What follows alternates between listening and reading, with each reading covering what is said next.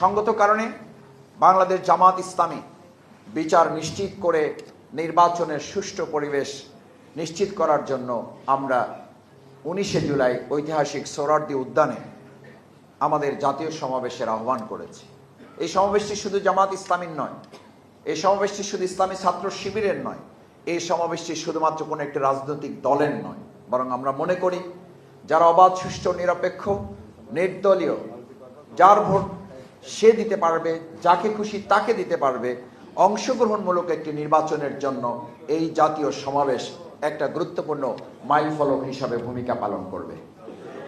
আমরা সংস্কারের কথা বলেছি, কারণ এই সংস্কার সাধন করে না নির্বাচন দিলে আমাদের বাংলাদেশের বর্তমান রাজনৈতিক প্রেক্ষাপট সামনে রেখে একথা আমরা নিশ্চিত করে বলতে পারি, একটা অবাধ, সুষ্ঠু, নিরপেক্ষ নির্বাচন শুধুমাত্র মুখের কথায় সুইচ টিপে বাস্তবে অর্জন করা অসম্ভব শুধু নয়, এটা অবাস্তব একটি ব্যাপার।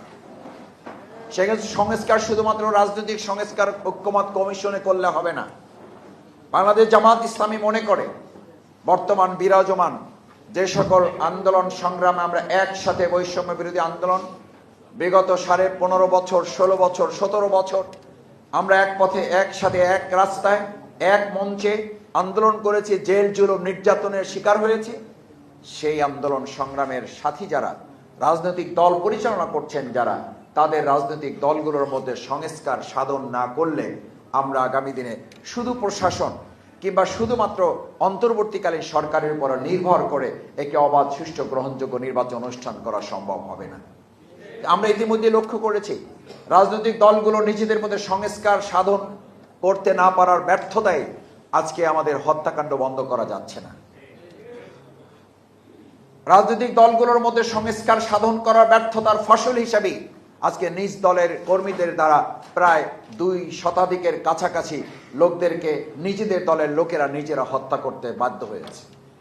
এরকম একটা চিত্র সামনে রাখলে এটা বোঝা যায় নির্বাচনের পরিস্থিতি যতটা আরো কাছে আসবে তত এই পরিস্থিতি আরো খারাপের দিকে যাবে।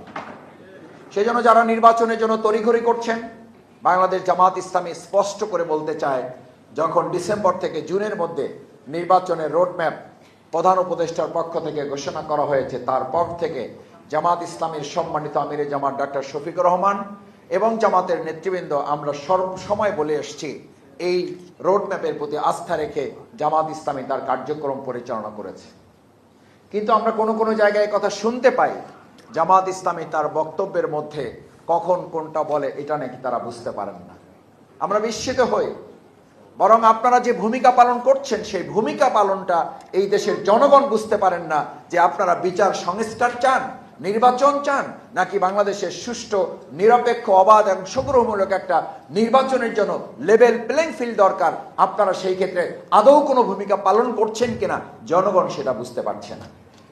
আপনাদের ভূমিকায় তা পরিষ্কার হচ্ছে না, আপনাদের বক্তব্যের মাধ্যমে তা পরিষ্কার হচ্ছে না। যদি তাই হয় তাহলে জামাত ইসলামী চাঁদাবাজের বিরুদ্ধে, সন্ত্রাসের বিরুদ্ধে, দখলদারদের বিরুদ্ধে কথা বললে আপনাদের মন খারাপ হবে কেন? বরং আপনাদেরও তো সুরে সুর মিলিয়ে বরং আরো এক ধাপে গিয়ে এ ব্যাপারে ভূমিকা পালন করা উচিত ছিল।